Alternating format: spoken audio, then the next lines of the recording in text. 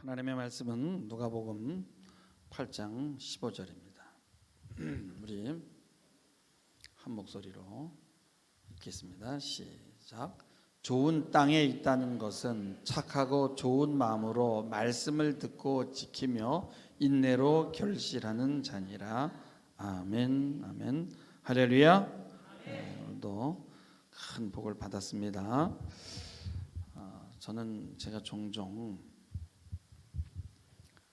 만약에 정말 하나님 말씀과 함께하고 또 찬양하고 기도하고 그런 어떤 예배가 없었다면 제가 어떻게 되었을까? 물론 저는 목사니까 때로는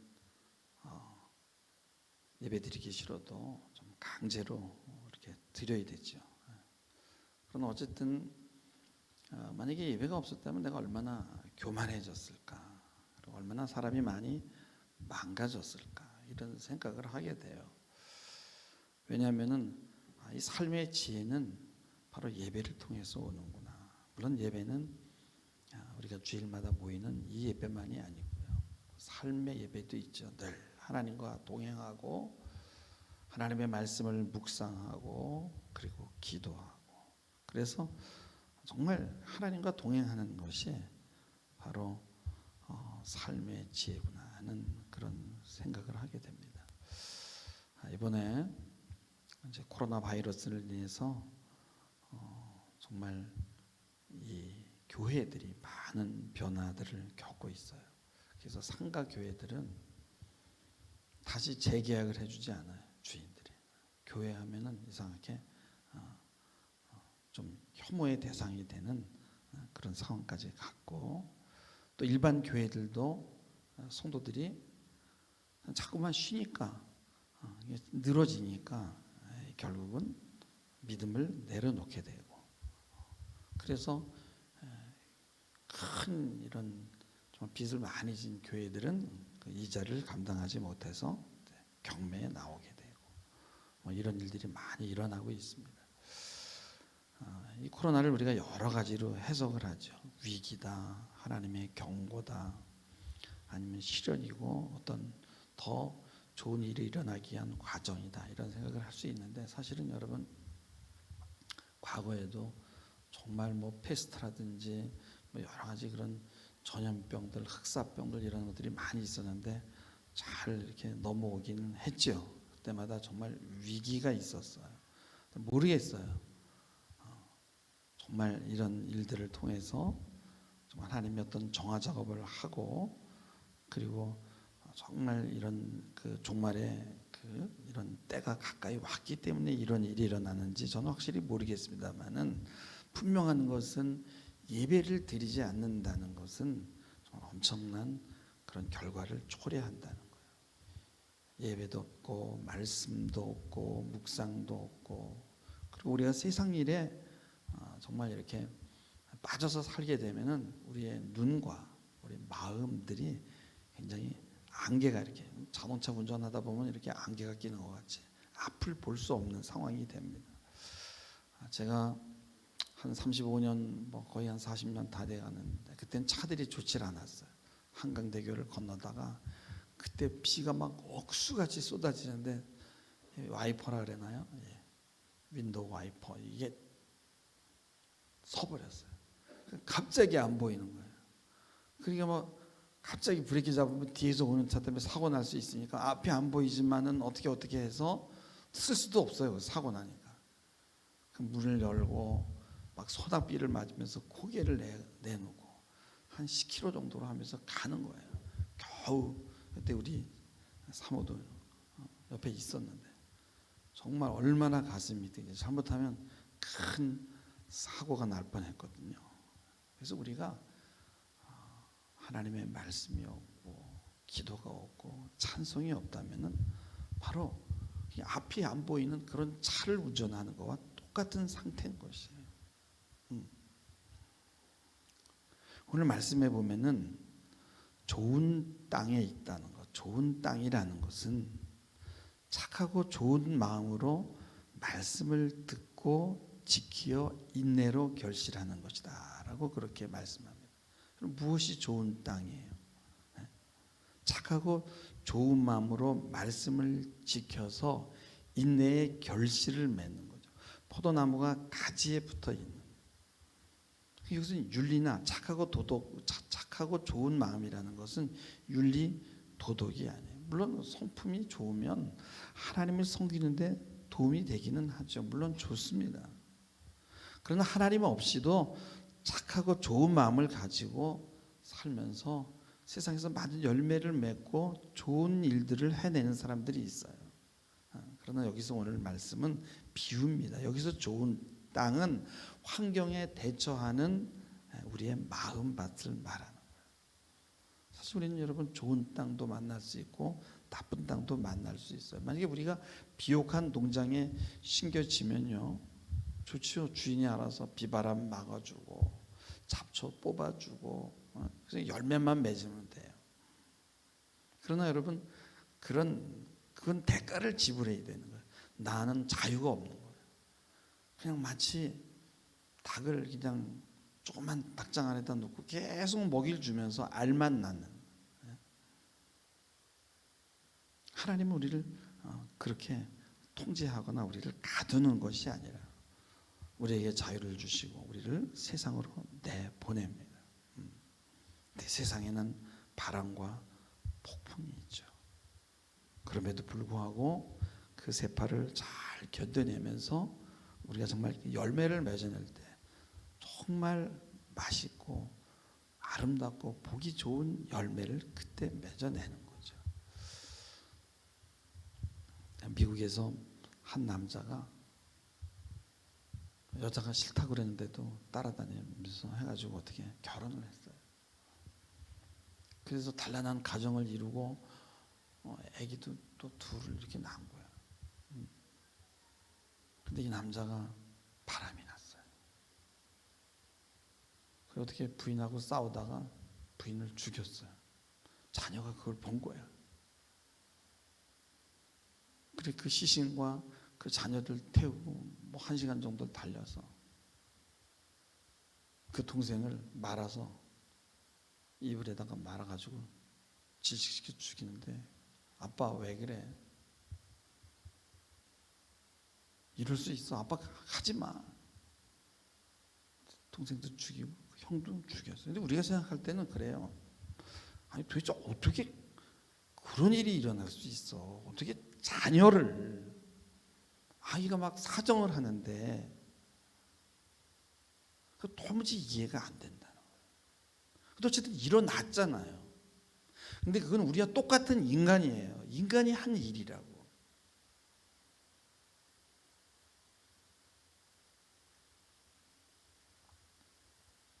감히 상상할 수 없는 거예요. 그게 자기 정신으로 했겠냐고요.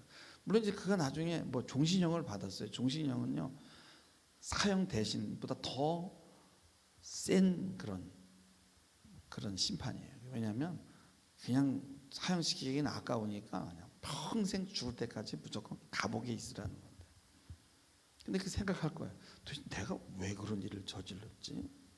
이해가 안 갈 거예요. 자기 정신으로 했겠냐고요.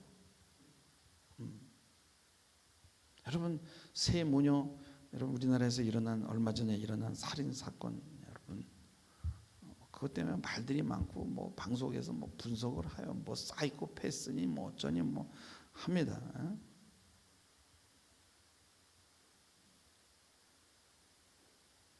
그러면서 뭐 그가 뭐 무릎 꿇고 뭐 용서를 빈 거는 뭐 가짜라는 등 어쨌든 그렇지만, 여러분요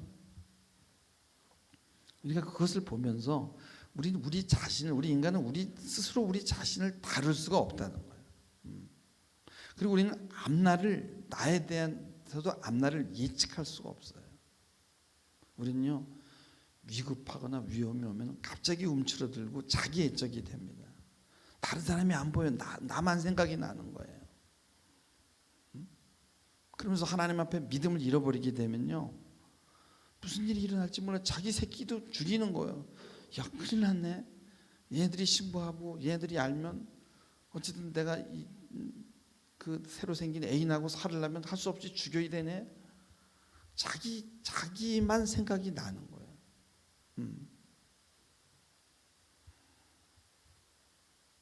신앙이라는 것은 나를 하나님 말씀 앞에 무릎을 꿇리는 거예요. 그리고 그런 연습을 계속 하는 거예요. 여러분요, 자살하는 사람들 보세요. 감히 상상도 못해요. 저 친구가 자살을 해? 어느 누구도 주변에서 감히 예견도 못하고 상상도 못한 일이 일어나는 겁니다. 그리고 그 친구도 내가 설마 자살을 하겠어? 라고 생각했다고. 그런 일은 내 삶에서 도무지 일어날 수 없는 일이야. 근데 일어난단 말이에요. 그래서 삶에서 정말 필요한 것은 겸손이다 이거예요. 왜냐하면 내 힘으로 우리가 정말 내 지혜로 살아갈 때 우리 어떤 일이 일어날지 우리는 감히 예측할 수 없어요. 그래서 우리는 몸을 낮추고 우리 항상 겸손을 연습해야 됩니다. 우리의 인격은요 쉽게 변질되고 오염되고 다른 것에 의해서 침범돼요. 마치 영가시가 그 곱등이 동물 속에 들어가서 그 곱등이 동물을 조절하는 것 같지. 그래서 우리는 끊임없이 말씀과 성령에 사로잡히도록 노력을 해야 된다. 이것을 게을리하는 순간 우리는 다른 것에 사로잡힌다. 산에 보면 가끔 등산 가보면 등산에 가면 주단히 그 아름다운 소나무라든지 아름다운 꽃들이 이렇게 있어요. 근데 그런 것들을 보면은 굉장히 작아요. 크지가 않아요. 우리가 볼 때는 불쌍해 보일지 모르겠어요. 밑에서 평지에서 크게 큰 것보다 불쌍해 보일지 모르지만요. 그 높은 데서 그렇게 피어날 수 있는 것은 아무나 하는 게 아니에요. 높은 그런 아주 그냥 해발 막 1500, 1600, 2000 되는 데서 자라는 거 보면 아주 작은데요. 그런 바위 틈에서 피어납니다. 꽃은 굉장히 아름답고 소나무도 모양이 너무너무 아름답습니다. 근데 여러분요, 높은 데 있는 그 식물들이 어떻게 살았겠어요? 자기를 낮추는 거예요. 자기를 작게 하는 거예요. 크면 죽어요. 교만하면 죽어요. 겸손해야 되는 거예요. 낮춰야 되는 거예요. 거기서는 크려고 하는 자, 높아지려고 하는 자는 살 수가 없는 거예요. 그런 자들은 거기서 다 죽은 거예요. 겸손한 자들만 거기서 살아남아서 높은 곳에서 아래를 내려다볼 수 있는 거예요.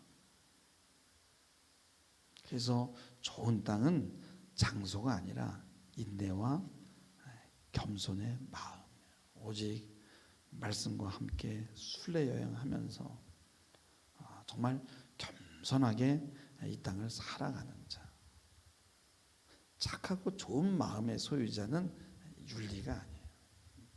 여러분, 만약에 여러분이 여러분의 자녀들어 야, 너 내 삶을 좀 보고 한번 좀 본받아라, 그리고 좀 예수 좀 믿어라. 여러분 되겠어요? 불가능해요. 여러분, 우리는 예배 드리고 가서요, 그 다음에 막 신경질 내고 짜증 내고요, 이상한 짓 충분히 할 수 있어요. 예수 믿는다는 건 뭐예요? 그럼에도 불구하고 믿음을 포기하지 않고, 내가 이렇게 부족함에도 불구하고 하나님 앞에 예배를 드리는 거예요. 이상한 거예요. 기독교인들을 보면요, 이상해야 돼요. 그게 정상이에요. 많은 사람들 보고 기독교인들의 특징을 말하라면 이중적이다. 그럴 수밖에 없어요. 죄인인데 예배 드릴 때는 이렇게 그냥 겸손하게 기도하고 이러다가요, 또 가면 딴짓하는 거야. 그럼에도 불구하고 믿음을 포기하지 않고, 나도 감히 나를 용납할 수 없는 그 나를 그 하나님이 받아줬다라는, 이런 나를 받아주신다는, 그것을 내가 받아들이고 그리고 감사하면서 찬양 드리죠. 물론 연습은 하죠. 좋아지려고 노력하지만 그게 쉽나요? 그거는 여러분요, 평생의 작업이요. 한 인격이 성숙되고요, 익어간다라는 거는요, 뭐 1, 20년에 되는 게 아니에요. 평생의 과제다라는 거예요. 그래서 우리가 삶으로 전도한다는 것은 거의 불가능하다. 그래서 영혼을 하나님에게 인도하는 것은 또 다른 문제야. 우리는 그냥 순종하고 뭐 전도지를 준다든가 또 교회로 인도한다든가 하면은, 그렇게 길을 만들어 주면은 그것은 하나님이 하시는 거예요. 그러니까요, 여러분요, 이상한 거 맞아요, 기독교인들. 당연합니다. 그렇게 이상함에도 불구하고 하나님 앞에 달려가는 거야. 그리고 예배하는 거예요. 그리고 자신을 인정하는 거죠. 하나님, 전 부족합니다. 그리고 겸손의 태도를 갖는 거예요. 옛날에 제가 저기 황정계라는 곳에 있어요. 방태산. 거기 가면은 무슨 문화인들이 뭐 이렇게 모여서 사는 아지트가 있다고 거기를 이제 방문하기로 했는데, 지도가요, 여러분, 무슨 뭐 이렇게 그림으로 그려진 게 아니라 글씨로 써 있어요. 뭐 어디를 가면은 몇 메터쯤 가면 큰 바위가 있는데 그쪽에서 45도 각도로 보게 되면 어떤 소나무가 있다.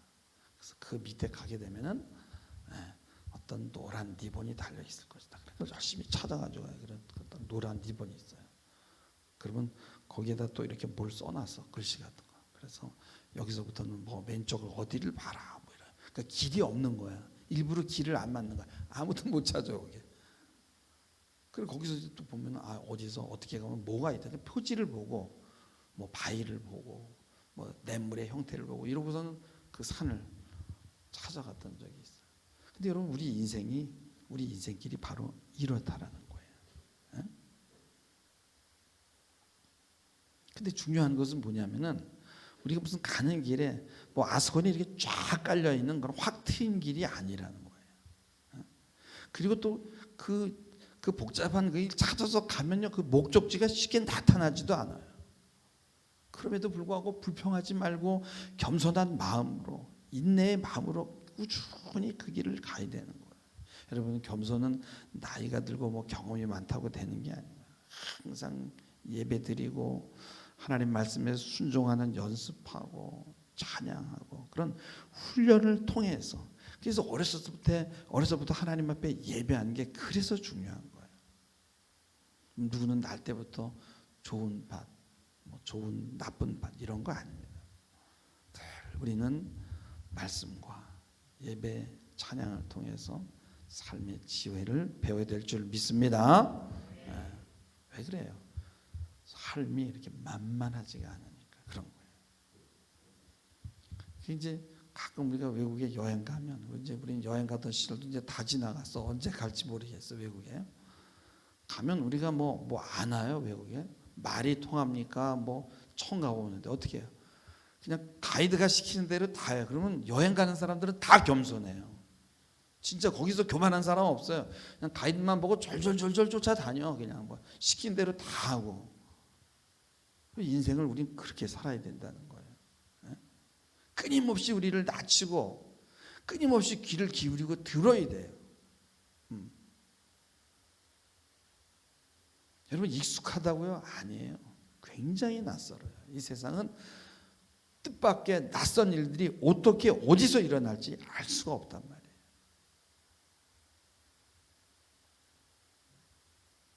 여러분, 이스라엘의 그 초대왕 사울을 보면요, 사울을 뽑을 때 제비를 뽑잖아요.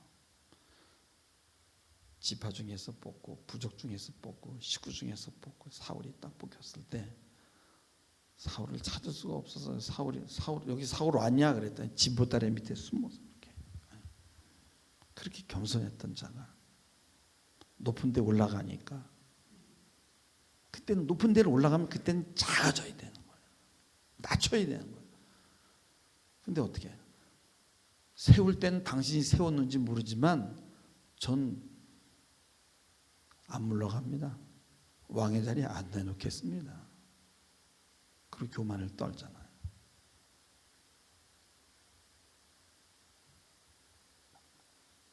심지어는요, 사무엘을 기다리는데 사무엘이 안 오는 거야. 그러니까 기다리지를 못하고 어떻게 했어요? 기다리지 못하고 자기가 제사를 지내는 거예요.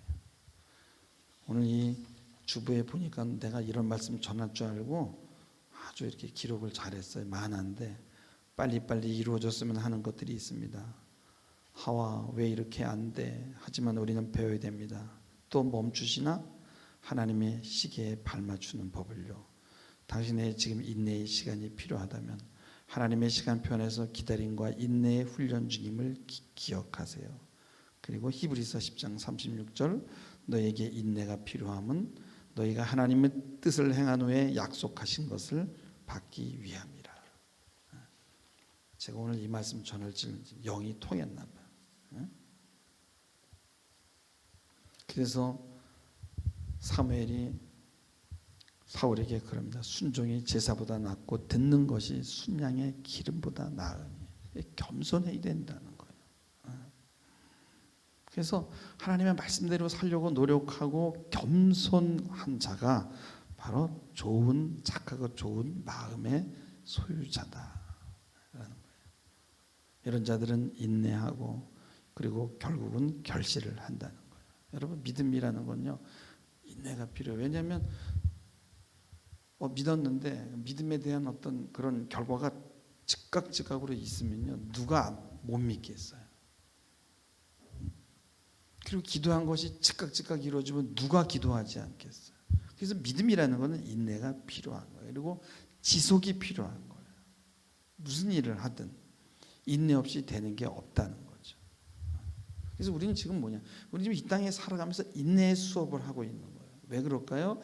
인내가 왜 필요하냐면요, 여러분요. 고난을 받아야 돼요. 우리는 다 고난이 필요해요. 왜 고난을 받느냐? 우리 시편 119편 71절 한번 보세요. 한번 읽어볼까요? 시작.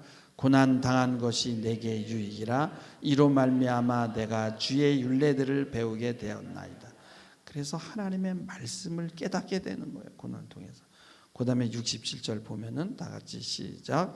고난 당하기 전에는 내가 그릇 행하였더니 이제는 주의 말씀을 지키나이다. 그러니까 우리는 고난을 통해서 겸손을 배우고 인내를 배우고 그렇게 되는 거예요.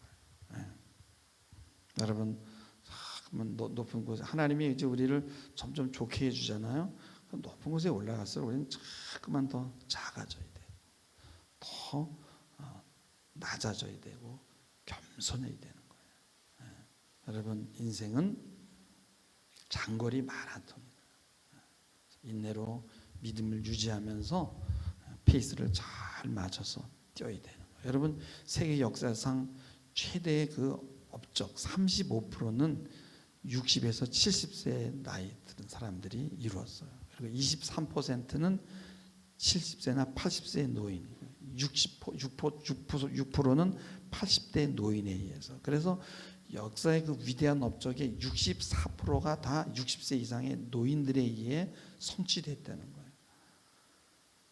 그래서 그리스의 그 소포클레스가 웨디푸스를 쓴 게 80세, 괴테가 파우스트를 쓴 것이 80세, 다니엘 드포가 로빈슨 크루소를 쓴 게 59세, 칸트가 57세에 순수이성 비판을 썼고요. 미켈란젤로가 성 베드로 대성전 천정화를 그린 것이 70세고요.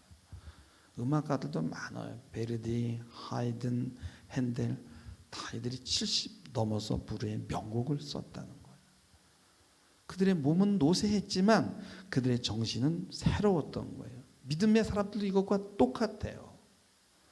그래서 믿음의 사람들은 항상 마음을 열고 낮아지고 겸손을 연습해야 돼요. 그럼 꼰대가 된다는 건 뭐냐면 교만해진다는 거예요. 그 위험하다는 거예요. 그리고 생각이 고정이 돼 있어가지고 이게 바뀌질 않는 거예요. 꼰대가 됐다라고 하면은 이제 죽을 날이 얼마 안 남았다라는 거예요. 그래서 저도 꼰대 소리를 듣는데 그럴 때마다 조심스러워요. 여러분 인생은 단거리 여행, 장거리 마라톤이 아닙니다. 장거리 마라톤이에요. 단거리가 아니라서 꾸준히 천천히 지속적으로 뛰는 거예요. 그리고 그 경주 속에서 우리는 인내하도록 부름을 받았어요. 그래서 가다 보면 오르막이 있고 내리막이 있고 커브길이 있고 장애물이 있어요. 어떨 땐 주저앉고 싶어요. 엄청난 그 길에는 함정이 있는데 중독이 있고 낙심이 있고 교만이 있고 절망이 있고요. 여러분 아까 그 미국의 남자가 여러분 그 신앙생활에 그 권면이 없었겠어요?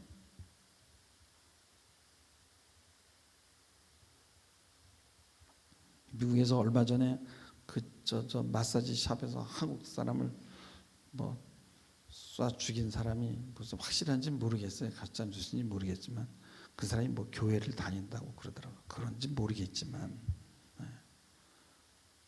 여러분 우리가 완주하기 위해서는요 믿음의 근력이 있어야 되는 거예요. 그래서 우리는 고난도 필요하고 그래서 겸손을 연습해야 되고 작아져야 되고 내려가야 되는 거예요. 여러분 포기하지 않고 지속적으로 호흡을 조절하면서 잘 뛰어간 여러분 되기를 주님의 이름으로 축원합니다. 기도하시겠습니다. 주님, 우리는 늘 겸손을 연습하고 유지케 하시니 감사합니다. 어떤 장애물과 방해가 있더라도 어떤 포기를 종용하는 그 어떤 압력이 있을지라도 기도하며 호흡을 잘 유지하며 완주할 수 있도록 축복하여 주시옵소서. 감사하며 예수님의 이름으로 기도하옵나이다.